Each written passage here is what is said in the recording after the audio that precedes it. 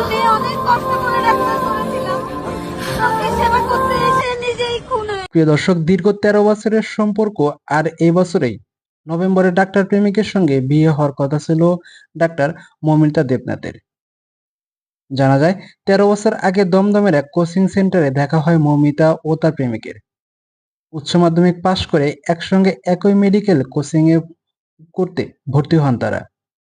তখন থেকে তাদের মধ্যে দেখা, বন্ধুত্ব এবং ভালোবাসার সৃষ্টি হয়। জানা যায় যে রাতে মৌমিতা দেবনাথের সঙ্গে এমন নির্মম ঘটনা ঘটে, সেই রাতে তার প্রেমিকও নাইট ডিউটিতে ছিল। নদিয়ার একটি মেডিকেল কলেজ ও হাসপাতালে চিকিৎসক হিসেবে ছিলেন তিনি। ৩১ বছর বয়সী মৌমিতা দেবনাথের দু চোখে ভরা কতই না স্বপ্ন ছিল। পছন্দের মানুষের সঙ্গে এক ছাদের নিচে বাকিটা জীবন কাটানো এবং তার সঙ্গে সারা জীবন পথ চলা। তার সেই স্বপ্নটা যেন পূরণ হতে চলছিল, তবে ধমকা একটা ঝড় এসে সব এলোমেলো করে দিয়ে গেল।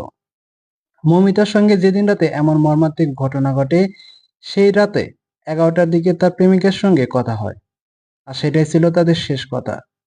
তবে এরপর তার প্রেমিক তাকে সেই রাতে অনেকবার ডিউটিতে থাকাকালীন কল দেন, কিন্তু মৌমিতা কোনো সাড়া দেননি। তার প্রেমিক ভেবে নিয়েছিল যে সে হয়তো ঘুমিয়ে পড়েছে, না হয় রুগী দেখায় ব্যস্ত। তবে মৌমিতার সঙ্গে যে এমন ঘটনা ঘটতে পারে সেটা তিনি কল্পনাতেও ভাবেননি।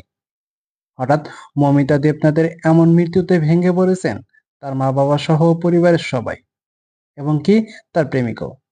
কেননা যে বাড়িতে বিয়ে এর অনুষ্ঠানের হওয়ার কথা ছিল, সেই বাড়িতে আজ শোকের ছায়া ঢেকে পড়েছে।